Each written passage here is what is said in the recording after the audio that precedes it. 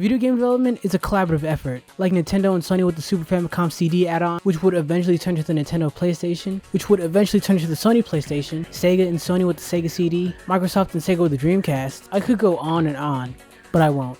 The point is that video game companies collaborate on projects more than most people realize, and one of these collaborations that I think has to be one with the most wasted potential was Triforce. The arcade board system now is a collaboration between Sega, Nintendo, and Namco. Yes, you heard right.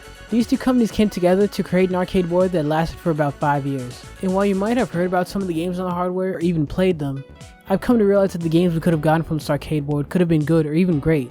But all I can ask myself now is, what if? And so today, I want to talk about Triforce, what it was, and what happened to it.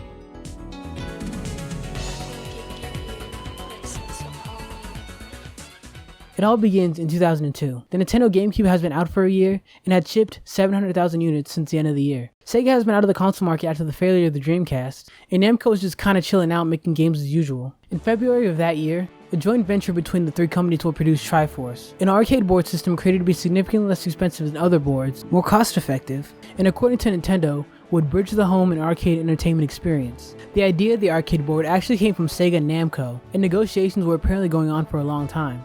I can kinda see where they're coming from. Announced by Nintendo at the AOU 2002 Amusement Expo, the name comes from the Triforce and Legend of Zelda game series, and references the fact that the three companies worked together on the project. Triforce was demoed with Virtua Striker 2002, and apparently it was very promising. When asked about the Triforce, Shigeru Miyamoto said that, firstly, from a long experience in creating arcade games, Namco and Sega understand that the GameCube technology is good enough to make this type of arcade hardware, and that it is easy and efficient enough to make their software. The hardware is kind of fascinating. It's based on the Nintendo GameCube, but it's basically a stock Japanese GameCube with a few modifications. It also used GD-ROMs, the proprietary format first used on the Sega Dreamcast and Naomi arcade machines. Sega's AM4 department took the toolkit from the Naomi and rewrote it for the Triforce to make it even easier to program for. The Triforce lasted from 2002 to 2007, and there were only 12 games for it, and a few games that were cancelled.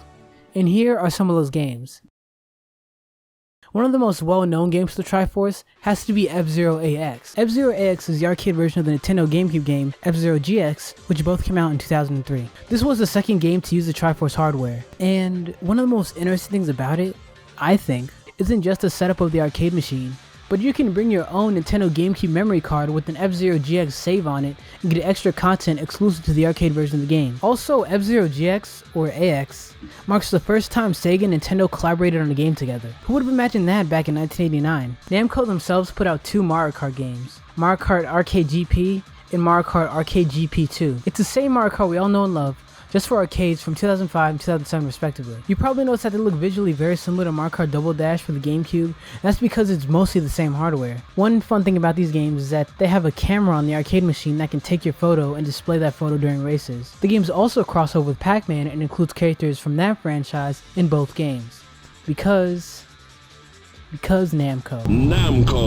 There's also Donkey Kong Jungle Fever by Capcom, which is considered a spiritual successor to Donkey Kong Jungle Beat, and it's one of those claw games as far as I can tell. There were also a few Virtua Striker arcade games, which are a series of soccer games developed by Sega, and a few other miscellaneous games. Now I want to get to what I really want to talk about. The canceled games. One of the games announced allegedly for the Triforce hardware was the Star Fox game, but there's no footage, concept art, or anything. All we know is that Nintendo announced it after the release of Star Fox Assault for the GameCube, and it was apparently going to be called Star Fox Armada. It was going to be by the team behind Namco's Ace Combat series, and we can assume it got cancelled. The artworks from this mock-up poster that I found look like the ones from Star Fox Adventures. Fox is saying something in Japanese. If this game was something like F-Zero AX, then it could have been really cool, in my opinion. Maybe something like an on-rail shooter with different sections for R-Wing, Landmaster, and On Foot. Maybe you could have brought a memory card for exclusive content, but I'm not sure how much integration both games would have with each other, because as far as I know, Star Fox Assault doesn't have any remnants of this cancelled game in it. And that's the end of that. You know, I don't know why franchises like F-Zero and Star Fox have such a hard time in Nintendo. Over time, the Triforce hardware was discontinued. It's pretty obvious as to why this happened. The hardware was pushing a decade old at this point, and they had to move on. None of the companies who worked on the hardware acknowledge its existence to this very day, and it's somewhat difficult to find any information on it online. I think the Triforce was actually a really cool idea that wasn't really used to its full potential, especially the integration with memory cards. Did Triforce leave a legacy? Maybe. Not particularly. Other than Mario Kart GP and F-Zero, there weren't really any memorable games on it, unless you like soccer. All three of the companies, Namco, Sega, and Nintendo, are on good terms with each other.